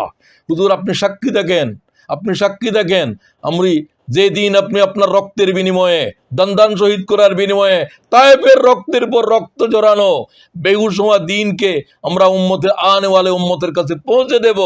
আপনি রাসূলুল্লাহ আকাশের দিকে হাত উঠালেন, কি বললেন? আল্লাহুম্মা শাহাদ, আল্লাহুম্মা শাহাদ সালাসা মাররা। ও আল্লাহ সাক্ষী থাকো, ও আল্লাহ সাক্ষী থাকো, ও আল্লাহ সাক্ষী থাকো, আমার উম্মতের কাছে তোমার দিনেরে পৌঁছে দিয়েছি। তারা তা আমার পরবর্তী উম্মতের কাছে পৌঁছে দেওয়ার জিম্মাদারি গ্রহণ করে নিয়েছে। আমি ভাইদেরকে বলতে চাই, আমরা কি উম্মতের দিনকে মানুষের কাছে সেভাবে পৌঁছেছি? আমাদের জিহাদ তো এটাই, আমাদের প্রচেষ্টা তো এটাই। জিহাদ মানে কে বলছে যে মারামারি খুনাখুনি? কোন বেয়াদবে বলছে? শরীয়তের কোন শব্দের ভিতরে এটা নাই। জুহুদ শব্দ হলো যে প্রচেষ্টা চালানো, striving and striving. It is nothing but a struggle, সংগ্রাম সংগ্রাম প্রচেষ্টা। আর লড়াই মারামারির জন্য তো সেটাও আছে, সেটার জন্য তো কেতাল শব্দ ব্যবহার করা হয়েছে। আমরা তো জিহাদ নিয়ে বলতেছি। জিহাদ হচ্ছে আল্লাহ তাআলার দ্বীনকে পৌঁছে দেওয়ার জন্য তোমার জবান ব্যবহার করো, তোমার কলম ব্যবহার করো, তোমার হায়াত ব্যবহার করো, তোমার মাল ব্যবহার করো, তোমার আখলাক দিয়ে আল্লাহ তাআলার দ্বীনকে পৌঁছে দাও, সব কিছু দিয়ে। এরপরে আসেন, আমি গুরুত্বের উপর আর কথা বলতেছি না, আয়াতটার উপর আর কিছু বলে শেষ করব। আমাদের জানমালকে আল্লাহ তাআলা কিনে নিয়েছেন। কিনা শব্দ বলছে, ইন্নাল্লাহ আশতারা মিনাল মুমিনিনা আনফুসাহুম ওয়া আমওয়ালাহুম বিআন্না লাহুমুল জান্নাহ। কেনা বেচার জন্য দুটো, একটা কেউ কিনবে আর কেউ বিক্রি করবে। মোমেনগণ তোদের জানমাল আমি কিনে নিচ্ছি, আমি আল্লাহ হচ্ছি বায়ার। তোমার জান, তোমার মাল, বহু বচন, সমস্ত জীবনের প্রত্যেকটা মুহূর্ত তোমাকে আমি যা দিয়েছি রিজিক, ওটাই হচ্ছে মাল। আমার চোখ, আমার সম্পদ, সবকিছু রিজিক, সবকিছু মাল, যেটাকে জান ব্যবহার করে। এই দুইটাকে আল্লাহ তাআলার জন্য, আল্লাহর পথে দাও, আল্লাহর জন্য দাও। আমি এই জন্য তোমাদের জানমালকে কিনে নিলাম। কিসের বিনিময়ে? জান্নাতের বিনিময়ে। জান্নাত এর বিনিময় শুধু। ফানি'মা আজরুল আমিলিন, ও নেককারগণ, তোদের আমলের বিনিময় এই জান্নাত। জান্নাত হচ্ছে আমলের বিনিময়। এই জন্য যার আমল নাই তার জান্নাত নাই। মনে করেন একটা শিশু, সে এখনো আমল করে নাই, এই জন্য তারে জাহান্নামে জ্বালানো হবে না, তবে তার জান্নাতও দেওয়া হবে না। জান্নাতীদের সাথী হিসাবে থাকবে, তার নিজস্ব জান্নাত নয়, তবে তারা গেলমান হিসাবে থাকবে। অথবা যেহেতু তার আমল নাই, একদম পাগল, তাকে আল্লাহ কোনো শাস্তি দেবেন না। কিন্তু তাকে জান্নাত কিভাবে দিবেন? তার তো আমল নাই, আল্লাহ তার পাগল বানাইছেন, আল্লাহ তাকেও জান্নাত দিবেন, আযাব দিবেন না। তো যাই হোক, সেগুলো আলোচনার ভিন্ন জিনিস। বিআন্না লাহুমুল জান্নাহ, তোমরা কি করবে এই জানমাল নিয়ে? ইউকাতিলুনা ফি সাবিলিল্লাহ। এখানে আল্লাহ তাআলা কেতাল শব্দ বলছে, চূড়ান্ত জিহাদ, চূড়ান্ত জিহাদ, মরো এবং মারো। এটার নাম হলো যে ইউকাতিলুনা ফি সাবিলিল্লাহ ফায়ুকতালুনা ওয়া ইউকতালুন। মারো, মরো। আল্লাহর দ্বীনের দাওয়াতের জমিনের উপরে প্রতিপক্ষ শক্তি যদি এমন হয় যে কথা বলতে পারবি না, দাওয়াত দিতে পারবি না, তাহলে আমি আল্লাহর দ্বীনের দাওয়াত দিব, এটা আল্লাহর জমিন, তাহলে তার সাথে সংঘাতে অবতীর্ণ হও। হয় তোমার জান থাকবে অথবা থাকবে না, তার সাথে লড়াই অবতীর্ণ হও। এটা চূড়ান্ত পর্যায়ের। আমাদের তোমাদের পাশ্চাত্য দুনিয়ায় আমরা এই লড়াইয়ে যাব না, এই অবস্থায় আমরা নাই। এটা তখন যাবে যখন একটা ন্যায্য সংখ্যক লোক আল্লাহ তাআলার দ্বীনে শামিল হবে, মদিনার পর্যায়ে যাবে। মক্কার পর্যায়ের ভিতরে এই যুদ্ধ নাই, তোমাদেরকে প্রয়োজনে হিজরত করতে হবে। এতটুকু দিন যদি না থাকো, সুইডেনকে লাথি মারো গিয়া, যেখানে গিয়ে আল্লাহ তাআলার দ্বীনের একটা কথাও বলা যায় না, কিছু করাও যাবে না, ওই জমিনের উপরে থাকবে কেন? 30টা দেশ তো তোমাদের সাথে জড়িত আছে, আর যেখানে গিয়ে পারো সেখানে থাকো। আর মনে হয় এইরকম জায়গা দুনিয়ার উপরে নাই। কেউ তার ইসলামের উপরে ব্যক্তিগত জীবনে থাকতে চাইলে তাকে বাধা দেবে। বরং বাংলাদেশের চাইতে তো আমাদের উপরে, আমরা এই দেশেই বেশি করতেছি। 7,000 মাইল দূরের থেকে এসে তোমাকে আল্লাহর দ্বীনের দাওয়াত দিচ্ছি। আমি যখন বাংলাদেশ ছেড়ে যাই, আমার গৃহ আমার জন্য হারাম ছিল। আমি রাতে ঘুমাইছি কোথায়, সেগুলো আমি বলতে পারবো না, সেগুলো আমি বলতে পারবো না। সেগুলো বলার কোনো প্রয়োজন নাই, এগুলো কোনো জিনিস নয়। আল্লাহর দিনের সামনে, এখানে লাখো পয়গম্বর, শত শত পয়গম্বর তাদের রক্ত দিয়ে জমিনের লাল করে দিয়েছে দিনের ময়দানে। সেখানে মিয়া তুমি চাকরি করতে গিয়েও চাকরি চলে গেছে, বাংলাদেশে থাকতে পারো নাই, এগুলো আল্লাহরে বলতেও তো শরম লাগে।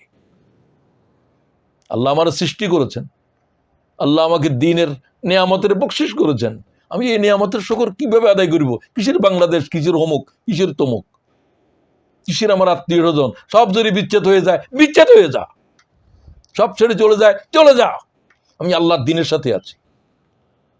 ইব্রাহিম আলাইহিস সালাম করেছেন, জ্বলন্ত আগুনের ভিতর নিক্ষেপ করার পরে 40 দিন পরে উঠে আসলেন, তারপরেও তার বাপে ঈমান আনে না।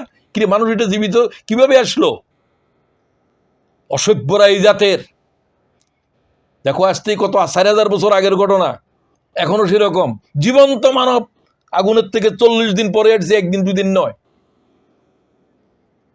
সেই মানুষটাকেও জন্মভূমিতে থাকতে দিলি না তোরা, শুধুমাত্র তার স্ত্রী সারা ছাড়া, ইব্রাহিম আলাইহিস সালামের সাথে তার বাতুসপুত্র লূত ছাড়া আর কেউ ছিল না। ইন্নী মুহাজিরুন ইলা রাব্বি, জন্মভূমি ছেড়ে দিয়ে যখন তিনি রওনা হলেন ফিলিস্তিনের দিকে, আল্লাহ তুমি ছাড়া আমার সাথে আর কে আছে? ইন্নী মুহাজিরুন ইলা রাব্বি, ও আল্লাহ তুমি এই লব্ধের সাথে আমারে কবুল করো, আমরা যারা হাজার হাজার আল্লাহ দিনের দায়রা জন্মভূমি ছেড়ে দিয়েছিলাম। ইন্নী মুহাজিরুন ইলা রাব্বি, ও আল্লাহ তোর জন্য মুহাজির হয়েছি, বাড়ি ছেড়েছি, ঘর ছেড়েছি, সব ছেড়েছি। এগুলোর কোনো আকর্ষণ আমাদেরকে রাখতে পারে নাই। মনে করি নাই যে আমাদের জীবদ্দশাতে আরেকবার বিপ্লব হবে। ও আল্লাহ এটা তুমি যেন অতিরিক্ত দিয়েছ। আমরা এই আশা নিয়ে আল্লাহ তোর দিনের দায়িত্ব, তোর দিনের জেহাদে শরীক হই নাই যে আমাদের জীবদ্দশাতে দিন কায়েম হবে। আমি তো একথা বলেছি ছাত্র শিবিরের কর্মীদেরকে, আমি সমগ্র জীবন তোদের জন্য ব্যয় করেছি। তখন আমার কবরের উপরে আল্লাহর দিন যেদিন কায়েম হবে, সেদিন আমাকে সালাম দিতে গিয়ে বলবে, অফিস ভাই যে দিনের জন্য রাতের রাত বলেন নাই, দিনের দিন বলেন নাই, আমাদেরকেও আপনি স্থির থাকতে দেন নাই। সেদিন আজ সেই দিনের যে দাওয়াত আপনারা দিয়েছিলেন, আপনাদের মুরব্বীরা দিয়েছিল, সেদিন আজকে জমিনের উপরে কায়েম হয়েছে। আপনাকে জানাইতে এসেছি। আল্লাহ তারা জানাবার আগে আমার জীবত্বের সাথে আমি কি করে এই বিপ্লব দেখলাম বাংলাদেশে যা হলো, আল্লাহ তাআলা কি করে আল্লাহর সাহায্য নুসরতের জমিনে এইভাবে ঢেলে দিলেন। লাখ লাখ মানব, নারী পুরুষ বৃদ্ধ, 8 বছরের শিশু, 80 বছরের বৃদ্ধা, বুড়ি দাদি পর্যন্ত লড়াইয়ের ময়দানে নেমে গেছে। মা ছেলেকে ধাক্কাইয়া বলে, সবাই মিছিল করতেছে, তুমি ঘরের ভিতরে বসে আছো কেন? কোনো মা কোনোদিন এটা বলছিল? এটা মা বলে নাই। আল্লাহর সাহায্য এসে গেছে, আল্লাহর নুসরত এসেছে। পঙ্গপালের মতো মানব জাহেলিয়তের বিরুদ্ধে মানব দরিয়া নেমেছে। তারা বলে গুলি করলে একজন খুন হয়ে যায়, তার সামনে আরেকজন দাঁড়িয়ে যায়, বলছে আমার বক্ষ বেঁধে দিয়েছে, খুন কর আমাদেরকে। বুকের ভিতর তুমুল জ্বর, বুক পেতেছি গুলি কর, বুক পেতেছি গুলি কর। বুঝতে পারো বিপ্লব কার নাম? তুমি কোন দরবারে জমিয়া? রাতের শেষে শুধু তাহাজ্জুদ পড়াকে মনে করছো যে ইল্লাল্লাহ পড়ো, তুমি আল্লাহর নৈকট্য হাসিল করছো। তোমার উপরে কি হবে তুমি জানো না। তোমার এই ধরনের ইবাদত বন্দেগীর আল্লাহর কোনো দরকার আছে? তুমি কি সে হাদিস পড়ো না ইমাম তিরমিজির? হে জিব্রাইল যাও অমুক শহরকে তাবাহ করে দে, ইকলিব আলাইহা ওয়া আলাইহি, ওখানে যা আছে সব উল্টাই ফেল। জিব্রাইল দেখলো যে সেখানে আল্লাহর এক ওলি আছে। তুমি ওলি না উলি সেটাও তো চিনো না, তুমিও চিনো না, জিব্রাইলও চিনে নাই। ও আল্লাহ সেখানে তো তোমার এক বান্দা আছে, এক মুহূর্তের জন্য আল্লাহ তোর ইল্লাল্লাহর জিকির ছাড়া সে প্রতি মুহূর্তে জিকির করে। আল্লাহ কয় ইকলিবহা আলাইহি ওয়া আলাইহিম, প্রথম তার উপরে গজব দে, ইল্লাল্লাহ পড়িনার উপরে, তারপরে ওই জিকিরকারীর সাথে ওই জনপদের নিচ্ছিন্ন কর। এটা সহিহ হাদিস না? ইমাম তিরমিজি উল্লেখ করেছেন, ইমাম থানবী তার কিতাবেও নিয়েছেন। জমিনের উপরে আমার বিধান নাই, আমার বিধানের বিতর্কিত করা হচ্ছে, আল্লাহর বিধানকে জমিনের উপরে কবর দেয়া হচ্ছে। এতে আহা বলে চিৎকার করলে না, এদের জিকিরের আমার কি দরকার? আল্লাহর কি জিকিরের দরকার? সমস্ত গাছপালা কোন সৃষ্টি আল্লাহর জিকির করে না? নতুন করে তোমার জিকিরের কি প্রয়োজন হয়েছে আল্লাহর? ইকলিবহা ইলাইহি ওয়া ইলাইহিম ফাইন্না ওয়াজহাহু, তার চেহারার ভিতরে কোনো বিবর্ণতা আসলো না, আহা বলে চিৎকার করলো না। তুমি সুইডেনের ভিতরে কম্বলের নিচে থাকো মিয়া, তোমার স্ত্রী পরিজন নিয়ে খুদ আরামে আছো, খুদার কহর গজবের জন্য অপেক্ষা করো। তুমি তো ওই বুজুর্গের মতো না যে সারাক্ষণ জিকির করতেছে। খোদার দিন কি অবস্থায় চলছে, শতকরা ৯৫ জন মানুষ কুফরের ভিতরে আছে, শিরকের ভিতরে আছে, ব্যভিচারের ভিতরে আছে, জাহান্নামের ধাউ ধাউ আগুনের দিকে চলছে। আমার কোনো দায়িত্বই নেই। তো আমার দায়িত্ব কি? আমার কি জন্য বানানো হয়েছে? চাকরি করার জন্য, ডাক্তার হওয়ার জন্য, ইঞ্জিনিয়ার হওয়ার জন্য? তাম দুনিয়ার মানুষ ডাক্তার হলে আল্লাহর কি হবে? হ্যাঁ, তুমি যদি ইমানের সাথে হইতে পারো তো ডাক্তার না হলেও চলবে, হলে তো ভালো। আমি খুব বেদনার সাথে কথা বলছি, তোমাদের না, আমি আমাদেরকে বলছি। এই জমিনের আর তোমাদের জমিনের অবস্থা এক, সারা দুনিয়ার অবস্থা এক, মুসলিম দুনিয়ার অবস্থা এক চলছে। সুতরাং আল্লাহ কি জন্য জানমাল, তুমি জান্নাতে যেতে চাও, আল্লাহকে জানমাল করার জন্য তো তোর জানমালকে কিনেছি কেতাল করার জন্য। কেতাল তো কেতাল যে দেশে নাই সে দেশে জেহাদ দিয়ে শুরু করো, চূড়ান্ত পর্যায়ে না কেতাল। এরপরে বলতে চাই, ইয়া আইয়ুহাল্লাযীনা আমানু হাল আদুল্লুকুম আলা তিজারা, আমার সাথে কোনো ব্যবসা করবি যেটা তোদেরকে জাহান্নাম থেকে রেহাই দেবে। তুনজিকুম মিন আযাবিন আলীম, আল্লাহর আযাব কিরকম জানো? যে আযাবের ভয়ে মুহাম্মদুর রাসূলুল্লাহ কাঁদতেছে। রব্বানা যুরিব আন্না আযাবা জাহান্নাম ইন্না আযাবাহা কানা গারামা। ইবনে আব্বাস বলছে, আমি রাসূলুল্লাহকে এরকম কাঁদতে কোনোদিন দেখিনি আরফাতের জমিনে। শুধু এক আয়াত পড়ে কাঁদতেছে, রব্বানা যুরিব আন্না আযাবা জাহান্নাম ইন্না আযাবাহা কানা গারামা। ও আল্লাহ, জাহান্নাম থেকে মুহাম্মদের দূরে রাখো। এক মুহূর্তের জন্য জাহান্নামের আগুন বরদাস্ত হবে না। আল্লাহ বলতে, সেই জাহান্নামের আগুন থেকে কিসে বাঁচাবে জানো? আমি জাহান্নামের মালিক বলছি, আমি জান্নাতের মালিক বলছি। হাল আদুল্লুকুম আলা তিজারা, আমার সাথে একটা ব্যবসা করো। ব্যবসা মানে খুব ব্যস্ত জিনিসের নাম। তুমিনুনা বিল্লাহি ওয়া রাসূলিহি ওয়া তুজাহিদুনা ফি সাবিলিল্লাহ, ঈমান আনো, আল্লাহ এবং রাসূলের উপরে জিহাদ করো আল্লাহর পথে, বিআমওয়ালিকুম ওয়া আনফুসিকুম, জান এবং মাল দিয়ে। যেই যোগ্যতা আল্লাহ দিয়েছে, আল্লাহর এই যোগ্যতাকে এই দিনের কাজে লাগাও, এই সময়কে লাগাও, সব কিছুকে। তাহলে তোমরা জেনে রাখো, যদি তোমরা তাই করো, যালিকুম খায়রুল লাকুম ইন কুনতুম তা'লামুন, ইহাই তোমাদের জন্য কল্যাণ বয়ে আনবে। আল্লাহ তাআলা আমাদেরকে সেই পথের জন্য কবুল করো। আমি আলোচনাকে সংক্ষিপ্ত না করে পারতেছি না, সময় তো দ্রুত চলে যাচ্ছে। তো এরপরে বলতে চাই, মুমিনদের জন্য এরপরেও আরেকটা কথা বলতে চাই, যে আমাদেরকে আল্লাহ তাআলা উম্মতে মুহাম্মদের ভিতরে শামিল করেছেন। আমাদের উপরে এটা অতিরিক্ত দায়িত্ব আল্লাহ তাআলার দ্বীনের উপরে। কুনতুম খায়রা উম্মাহ উখরিজাত লিন-নাস, you have been sent for the sake of mankind. তোমাদেরকে মানব জাতির জন্য পাঠানো হয়েছে। মানব জাতির উপরে কি চলছে? মানব জাতির চিৎকার কি আমাদের কানে আসে? ওয়ামা লাকুম লা তুকাতিলুনা ফি সাবিলিল্লাহ ওয়াল মুস্তাদআফিনা মিনার রিজাল ওয়ান নিসাই ওয়াল ওয়ালদান। নারী শিশু বৃদ্ধরা ফিলিস্তিনের জমিনে, আরাকানের ময়দানে, সিরিয়ার জমিনে, সুদানের মাটিতে চিৎকার করে বলছে, রব্বানা আখরিজনা মিন হাযিহিল ক্বরিয়াতি যালিমি আহলুহা ওয়াজআল লানা মিন লাদুনকা ওয়ালিয়্যা ওয়াজআল লানা মিন লাদুনকা নাসীরা। আয় আল্লাহ তাআলা, তারা বলে, ও আল্লাহ, আমাদেরকে জালেমদের জনপদ থেকে বের করে দাও। বাংলাদেশের জনপদ যেরকম আয়নাগরের কি অকথ্য নির্যাতনের চোখ বাঁধা অবস্থাতে আলেমে দ্বীনেরা, সমাজের বর্ণাঢ্য ব্যক্তিবর্গ, যাদের 2 বছর পর্যন্ত চোখ খোলা নাই, কত বড় জালেম, তাদের চিৎকার আল্লাহর আরশ কেঁপেছে। বিপ্লব এমনি হয় নাই, বিপ্লব কতগুলো ছেলেরা করে নাই। বিপ্লব আল্লাহর মালায়েকা জমিনে নেমেছিল, যা বদরে নেমেছিল, যা খন্দকের জমিনে যুদ্ধে নেমেছিল। খন্দকের জমিনে জিব্রাইলকে চোখে দেখেছে, তিনি চিত্রা ঘোড়ার উপরে যুদ্ধের জমিনের উপরে তরবারি চালাচ্ছে। 2টা যুদ্ধে জিব্রাইলকে সশস্ত্র দেখেছে, বদরের রণাঙ্গনে, খন্দকের রণাঙ্গনে। তোমরা দেখো নাই তাদেরকে যারা যুদ্ধ করেছিল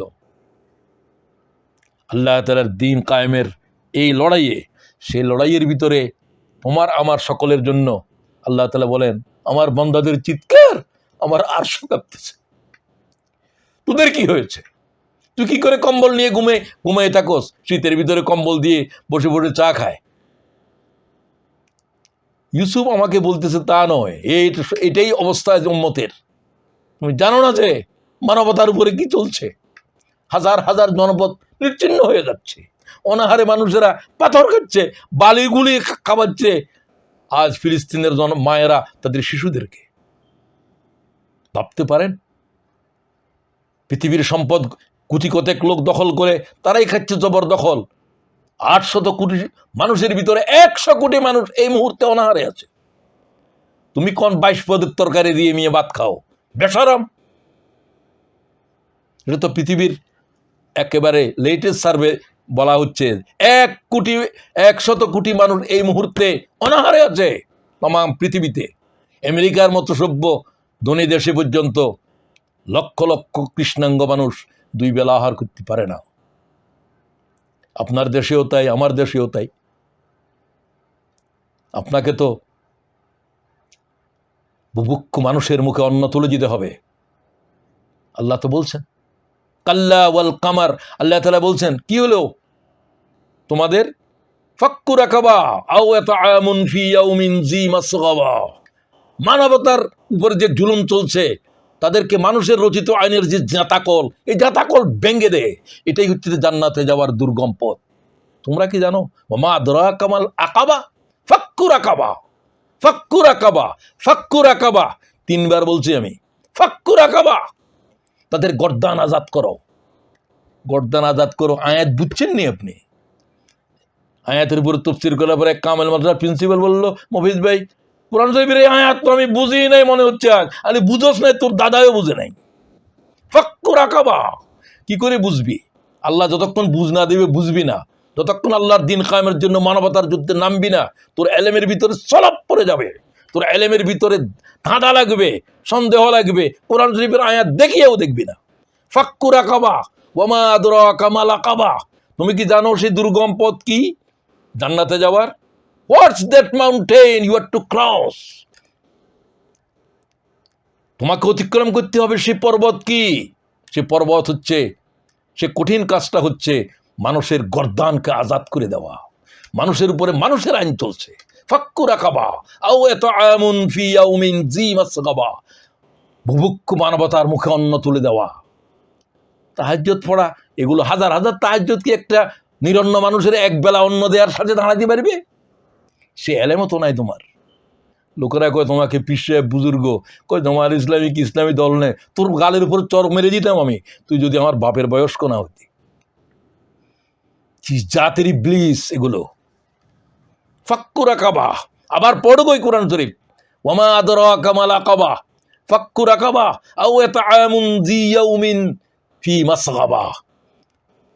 পিচ ডালা কালো পথের উপরে যারা রাত যাপন করে, মাথার উপরে কোনো ছাউনি নাই, নীল আকাশের চাদোয়ার নিচে, ওই বুভুক্ষু মানব জাতির তাদের মুখের উপরে অন্ন দাও, তাদের মাথার উপরে শেল্টার দাও, তাদের অন্ন বস্ত্র বাসস্থান। এর চেয়ে বড় জিহাদ মানবতার মুক্তির জন্য আর কি হইতে পারে? শুধুমাত্র আমার কেরিয়ার কি হবে? তোর কেরিয়ার উপরে কোথার গজব পড়ক, তোর কেরিয়ার দিয়ে আমার কি হবে? আল্লাহর কি হবে? তোরে আল্লাহ তাআলা সব কিছুর রিজিকের দায়িত্ব দেওয়ার পরেও খালি রিজিক করে। আল্লাহর উপরে কিসের ঈমান? শয়তান তোমাদেরকে কি করে? দারিদ্রতার ভয় দেখায়। শয়তান ইয়াইদুকুমুল ফাকরা। যারা এই দারিদ্রতার ভয় করে, আমি গরিব হয়ে যাব, আমার ছেলের কি হবে, তোর কাছে ইবলিসে বাসা বেঁধেছে। আল্লাহ তার থেকে ফানা চাই, আউযু বিল্লাহি মিনাশ শাইতানির রাজিম। সুতরাং আমি কথা শেষ করতে চাই, মানবতার যুদ্ধে অবতীর্ণ হও। সেই যুদ্ধ আজ সমগ্র পৃথিবীর কোণে কোণে শুরু হয়েছে। তোমাদের সেখানে এই আন্দোলনের সাথে যারা আছে তাদের সাথে সম্পৃক্ত হও। এরপরে আলোচনা শেষ করতে চাই। শারা'a লাকুম মিনাদ-দীন মা ওয়াসসা বিহি নূহা। নূহকে নির্দেশ দিয়েছি ইব্রাহিমকে বলেছি, তোমাকে বলছি। ঈসা পর্যন্ত 5 জনের নাম শুধু বললেন, তার মানে লাখ পয়গম্বরের পয়গম্বর। এই 5 জনকে বলা হয় উলুল আজম পয়গম্বর। আল্লাহ কো আমি আদমকে উলুল আজম পাই নাই, টাকাও পাই নাই এই 5 জন ছাড়া। এটা আল্লাহর কিতাব। এদের নাম ধরে বললেন, এদের সবাইকে মানি লাখ পয়গম্বরের পয়গম্বরেরা। নূহ হচ্ছে প্রথম সাহেবের শরীয়তের পয়গম্বর। 950 বছর পর্যন্ত পাত্তর খেয়েছে কওমের, তারপরে দিনের দাওয়াত ছাড়ে নাই। রাব্বি ইন্নী দাউতু কওমি লাইলান ওয়া নাহারা ফালাম ইয়াজিদহুম দাঈ ইল্লা ফিরারা। ও আল্লাহ, দাওয়াত দিতে দিতে আমার জিন্দেগি শেষ হয়ে গেল। আমি দাদাকেও দাওয়াত দিয়েছিলাম, বাবাকেও দাওয়াত দিয়েছিলাম, ছেলেকে দাওয়াত দিয়েছি, ও আল্লাহ একজন মানুষ ইমানের দিকে আসতেছে না। প্রায় 1000 বছর দাওয়াত দেওয়ার পরে মাত্র 79-80 জন মানুষ। হ্যাঁ, নবীর কোনো ব্যর্থতা নয়, ব্যর্থ সে জাতিরা যারা আল্লাহর গজবের যোগ্য, যারা পয়গম্বরের দাওয়াতের পর পাথর মেরেছে। এখনো হবে। আল্লাহ তার আগে বললেন, এই হচ্ছে উলিল আজম পয়গম্বর, কদম নড়ে নাই যার। জ্বলন্ত আগুনের ভিতরে নিক্ষেপ করলো, ইয়া নার কুনি বারদাও ওয়া সালামান আলা ইব্রাহিম। ইব্রাহিমের জন্য এই জাহান্নামের আগুন, সেই নমরুদের আগুন ঠান্ডা হয়ে যা। জিব্রাইলকে সাহায্য করার জন্য জিব্রাইল খাড়া হলো, ও আল্লাহ ইব্রাহিম কি চলে যাবে? আল্লাহ কয় ইব্রাহিমকে সাহায্য করলে যাও, ইব্রাহিমকে জিজ্ঞাসা করো। ইব্রাহিম বলছে, আমার আল্লাহকে দেখতেছে না জিব্রাইল, আমার উপরে কি চলছে? কয়ে হ্যাঁ, তো তুমি কেন? ওই জিব্রাইল। জিব্রাইল তো থমকে জানালো, যাও তুমি, তোমার কোনো সাহায্যের প্রয়োজন নেই। তিনি শুধু বললেন হাসবুনাল্লাহু ওয়া নি'মাল ওয়াকিল। ইমাম বুখারী বলছেন, এই শব্দ শুধু তার জিহ্বা থেকে বের হয়েছিল, আল্লাহ তাআলাই আমার ওকিল, আমার সাহায্যকারী। এই পয়গম্বর আওলাদ জবাই করে দিয়েছে, আল্লাহ তার নাম নিলেন উলুল আজম পয়গম্বরের ভিতরে। 80 বছরের বৃদ্ধ, তার চাইতেও বৃদ্ধ, 8 বছরের শিশুর উপরে ছুরি চালাইতেছে আল্লাহর হুকুমে। তোমার মেয়ে বাচ্চার জন্য তোমার হৃদয়ের ভিতরে কি গদগদ? ইয়া বুনাইয়া ইন্নী আরা ফিল মানাম আন্নী আযবাহুকা ফানজুর মাযা তারা। আর ছেলে কি রকম? ক্বালা ইয়া বুনাইয়া। ছেলেকে বললেন বুনাইয়া, ছেলে বললেন, হে আমার পিতা, আপনি যা আল্লাহ নির্দেশ করেছেন তাই করেন, আমাকে জবাই করে দেন, আমি সবর এখতিয়ার করব। আল্লাহ তাআলা এই জাতের আওলাদ বকশিশ করো। ইব্রাহিমের তলবারের নিচে ইসমাইল যে ধরনের জবাব দিয়েছে, এই ধরনের আওলাদেরাই আমাদের নাজাতের জরিয়া হবে। আল্লাহ তাআলা তুমি মেহেরবানি করো। তো ইব্রাহিম, মুসা সমগ্র জীবনের শত শত প্রায় 400 বছর বা কম বেশ শুধুমাত্র এক লড়াকু খোদা দাবি করেন বলা নাফরমানের সাথে লড়তেছে এক লাঠি হাতে, আর কিছু নাই। 2,00,000-2,50,000 সৈন্য পিছনে, সামনে লোহিত দরিয়া, বদরে ব্যাসা কাল বাহার। ও আল্লাহ, পিছনে তো ফেরাউনের লক্ষ সৈন্য, সামনে লোহিত দরিয়া, আমি আমার কওমের নিয়ে কোথায় যাব? আল্লাহ কো দরিয়ার উপরে লাঠি মার। কওমের লোকেরা তো ইহুদি, তারা কয় যে ও আল্লাহ লাঠি মারলে কি হবে? পানির উপরে লাঠি মারলে কি হবে? কি হবে তোদের কথা? নবুয়ত কি বলে? ফানফালাকা, সাথে সাথে দরিয়া 2 ভাগ হয়ে গেল। শুকনো রাস্তা লোহিত দরিয়ার উপরে সৃষ্টি হলো, পার হয়ে যা। এই দরিয়ার পানি যাদেরকে ধরবে, তোরা পার হয়ে যা। আল্লাহ তাআলার দ্বীনের পথে এই জাতের নুসরত বাংলাদেশে এসেছে। মুসা আলাইহিস সালামের যুগ তো অনেক আগের। এই নবীকে আল্লাহ তাআলা উলুল আজম বললেন, সব ঘেরাও করে ফেললো। কয় বাস্টার মরিয়মের কি সন্তান? অবৈধ সন্তান বলে ইহুদিরা কয়। ইহুদি জাতির উপরে খোদার কহর, খোদার কহর, খোদার কহর। আল্লাহ 30 বার বলছে কোরআন শরীফে এদের উপরে লানত। তুমি তাদের সাথে বন্ধুত্ব করো, ইহুদির সাথে বন্ধুত্ব করো। তুমি বলে খাদেমুল হারামাইন, তুমি বলে মুসলিম দুনিয়ার আমির, শাসক, তোরে আমার গালের উপরে চর কষতে ইচ্ছে করে। আল্লাহ তাআলা বলছেন না, ইমানের উপরে যারা কুফরিকে অগ্রাধিকার দেয়, এই জাতের জালেমদের সাথে যারা সম্পর্ক করে, এরাও জালেম। দুনিয়ার ব্যাপারে লেনদেন করতে পারো, এরা আমার আপনজন নয়। বলা তাত্তাখিজুল ইয়াহুদা ওয়ান নাসারা আউলিয়া, কোরআনের আয়াত নয়? তোমার কাছে জানা নাই? তুমি তো আরবি। বলে তাত্তাখিযুল ইয়াহুদ ওয়ান নাসারা আউলিয়া, তোমরা ইহুদ এবং নাসরাদেরকে তোমাদের বন্ধু হিসেবে গ্রহণ করিও না। যাই হোক, আমি শেষ করতে চাই। আসেন, এই দায়িত্ব পালন করার পরে আল্লাহ বললেন যে এই দায়িত্ব শুধু নয়, ওয়ালা তাতাফাররাকু ফি, এই বিষয়ের উপরে কোনো বিতর্ক করতে পারবি না, কোনো বিতর্ক বরদাস্ত করব না। কি বিতর্ক?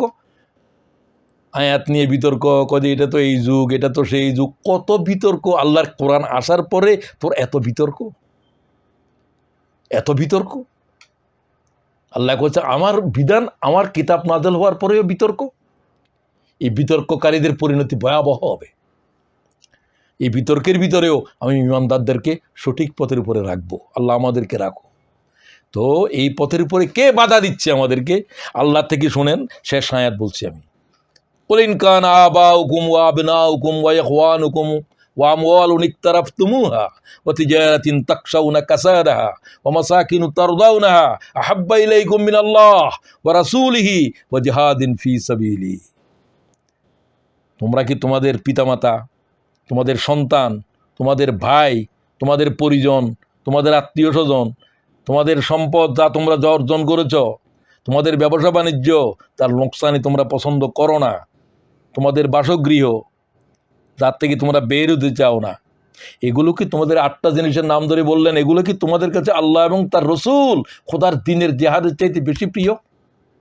এই 8টি আর এই 3টি, আহাব্বা ইলাইকুম মিনাল্লাহ ওয়া রাসূলিহি ওয়া জিহাদিন ফি সাবিলি, আল্লাহ এবং তার রসুল এবং দিনের জেহাদ, এই 3টা কি বেশি প্রিয় না এগুলা বেশি প্রিয়? যদি এগুলোই বেশি প্রিয় হয় তাহলে কি করো?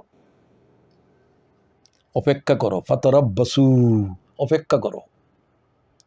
ফিলিস্তিনে যা হচ্ছে তা হবে, অপেক্ষা করো, অপেক্ষা করো। ফাতারাব্বাসু হাত্তা ইয়াতি আল্লাহু বিআমরি, আল্লাহর গজবের অপেক্ষা করো।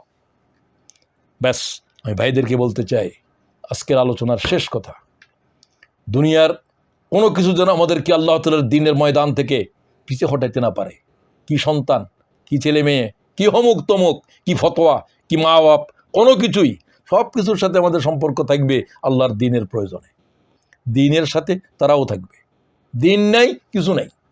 নূহ আলাইহিস সালামকে বলছেন, খবরদার, এই ছেলেকে তোমার ছেলে বলতে পারবে না, লাইসা মিন আহলিক, সে তোমার আহাল নয়, আল্লাহর দুশমন তোমার আহাল নয়। আল্লাহ তাআলা আমাদের সবাইকে, আজকের আলোচনায় যারা অংশগ্রহণ করলেন, আমাদের সুইডেনের ভাইয়েরা, আমি তাদের সকলকে শুভেচ্ছা জানাচ্ছি। আল্লাহ তাআলা আমাদেরকে আজকের আলোচনা থেকে, আমি একটা একটা করে শিক্ষা বলতে পারতাম না, 3:30 বেজে গেছে, আমি আরও 15 মিনিট আগে কথা শেষ করা দরকার ছিল। তো আপনারা ধৈর্য ধরে কথা শুনেছেন। সকলকে সালাম, শুভেচ্ছা, মোবারকবাদ জানিয়ে, আমার কথায় যদি কারো মনে কষ্ট লাগে, আমি কষ্টের উপরে আল্লাহ আমার হাত বুলাই দিচ্ছি, কিন্তু আমার থেকে কথা বলে নেই, কিতাব আল্লাহ ও সুন্নাত রাসূল ও হাদিসে রাসূল, তার থেকে বলার চেষ্টা করেছি। তারপরেও যদি আমার কথার ভিতরে ভুল থাকে, আল্লাহ সেগুলো তাদের দিল থেকে উঠায় দাও। যদি যা সঠিক বলেছি, আল্লাহ সেগুলো আমার এবং তাদেরকে তার থেকে তার নূর বকশিশ করো। আসসালামু আলাইকুম ওয়া রাহমাতুল্লাহি ওয়া বারাকাতুহু।